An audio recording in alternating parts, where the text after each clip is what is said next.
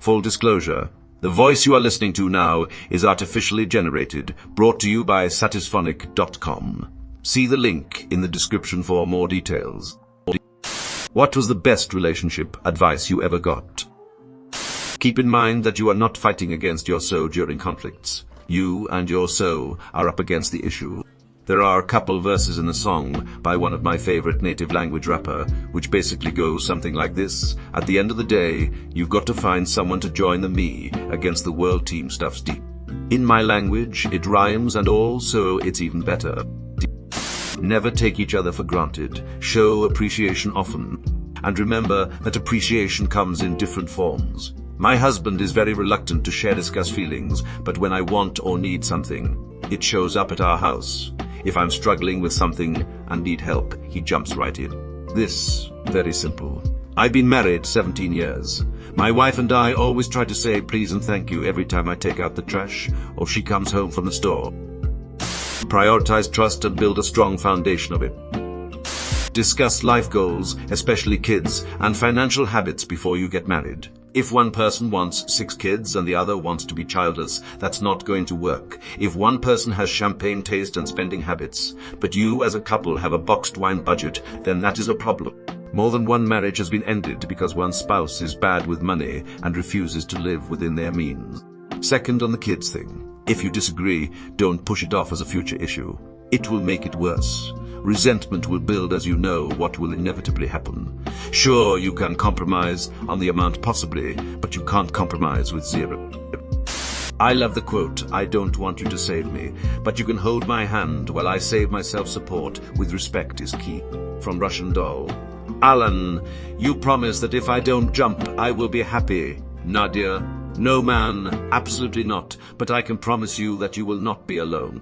I love find someone who wants you, not someone who needs you. There is no reason to keep score. You are both on the same team. If one or both of you starts keeping score with things, it is time to evaluate the state of the relationship and why this is occurring. On a related note, all problems can be solved, but not all problems are worth solving. Similarly, you should always feel like you're doing more than half the work, partially because this way you know you're not freeloading off of your partner's work, and partially because your partner probably does 100 things a week that you don't see and may not even notice. Simple stuff like wiping out the sink, dusting a surface, etc. Be a steward of your shared spaces, so your partner doesn't have to do it all on their own. Fucking this. Holy shit, thank you for saying it. There is no such thing as a perfect 5050 split because of the unseen tasks that every partner has. Do more than your fair share, and your partner will notice. Remember to laugh together and keep the romance alive. While in a relationship, don't lose yourself as an individual. This is always important, but it's life-shattering when a breakup occurs and one of the people doesn't have their own identity. If the grass is greener on the other side, try watering yours. Or be aware that the grass only looks greener because there's bullshit underneath. Be each other's biggest supporter and cheerleader. This is an excellent one. After my sister got in a big fight with her buff, my dad told her relationships require honesty, not cruelty. You don't need to tell your guy that you noticed the tendrils he put on and now find him less attractive as a result. He is aware and there is absolutely no reason whatsoever to voice it. Practice active listening to understand each other better. What would active listening look like? Engagement. There isn't a movie in the background and you're not on your phone. This is the thing you're doing right now. Non-verbals, you're nodding, your body posture indicates you're listening and following along. You're making eye contact. Verbals, just because the other person is talking doesn't mean you're not active. Say small phrases that show them you're listening and enjoy hearing it. Like, oh wow, seriously. Oh, wow, seriously. Or oh, good point, or I see. Reflection. A lot of people are just dying for their opportunity to talk. If you reflect back to them, it lets them know you're hearing them and you want to know more, and it opens them up more. That must have made you really mad is a good reflection. You must feel heartbroken. I would feel devastated too. Something that labels the feelings they're having, which they may not have done internally yet. What happened next is a good door opener to let them know you still want them to talk, and you're here to listen. Empathy. Chances are someone opened up and talked about something challenging. I'm so sorry that happened to you can go a long way in building a connection through empathy. Wow, this is so much I don't even know what to say, but thank you for sharing it with me. I'm sure this was hard. Works as well. You don't need to be coming up with solutions. Saying I don't even know what to say is a fine response. Don't look for a relationship just for the sake of being in a relationship. Engagement. There isn't a movie in the background, and you're not on your phone. This is the thing you're doing right now. Non-verbals. You're nodding your body. Posture indicates you're listening and following along. You're making eye contact. Verbals. Just because the other person is talking doesn't mean you're not active. Say small phrases that show them you're listening and enjoy hearing it. Like, oh wow, seriously, or oh good point, or I see. Stuff like that. Reflection. A lot of people are just dying for their opportunity to talk. If you reflect back to them, it lets them know you're hearing them and you want to know more, and it opens them up more. That must have made you really mad is a good reflection. You must feel heartbroken. I would feel devastated too. Something that labels the feelings they're having, which they may not have done internally yet. What happened next is a good door opener to let them know you still want them to talk and you're here to listen.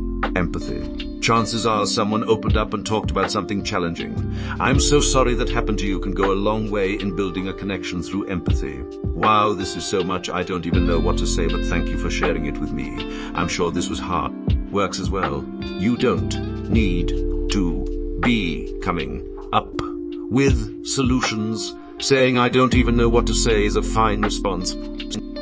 That relationships are so hard or marriage takes so much work is terrible advice. Relationships take effort and maintenance and mindfulness, but it shouldn't be work. It's a garden, not a salt mine. If literally everything is an uphill struggle all the time, you're not compatible. Move on. All relationships are so hard. Y'all teaches people is to stay in relationships that are bad for them. Get therapy and find healthier partners. And definitely don't have kids if your relationship is already on so hard. A partner is the cherry on top of a cake. The cake is your responsibility. Translation. A good partner can make you happier in life, but can never make you happy. It is your own responsibility to have a happy and fulfilling life. The inverse is a little different. A bad partner can ruin your happiness. But it is your own responsibility to not let a bad cherry ruin your cake. Not let a bad partner ruin your happiness. Communication is the key. Make time. You'll always have 1,000,001 things that need your attention. But if you're going to be with someone, start a family with them. Make time for them. My dad, who is still very much in love with my mum, who isn't really feeling it anymore because she spent the last 35 years married to a workaholic farmer. It takes a hell of a partner to beat no partner at all. Vet carefully and with a clear head. Does this person add to your life? Is being with them an improvement over your regular solo life? Or are they an effort to be around, to accommodate? I had a co-worker who had a very happy marriage. I asked her how she chose her husband. She answered, he was the nicest man I ever met. That was an epiphany for me. I went on to marry the nicest man I ever met. We've been married over 30 years. I won the husband lottery. Your partner can't read your mind. Talk to them why you are upset or what is bothering you. Don't hold your negative thoughts inside. It will only make the situation more bitter. If you take a Coke Zero out of the fridge, put another one back in. If you can't laugh at each other's embarrassing moments, are you even really a couple? If it's considered relationship advice, but when I was around 14 and had my first serious relationship, I went to go see my girl in the evening. Before I went out the door, my dad stopped me and said, "Son, there's one thing that you should know, and after I tell you, I'll shut up about it. If a girl says no, that means no." I felt really awkward because it seemed obvious, and I felt like my dad saw me as an idiot. 10 years later, I still think about that moment and what my dad said, and I feel so proud of him for pointing out something that is really important. I feel like simple advice, like that is not given often enough.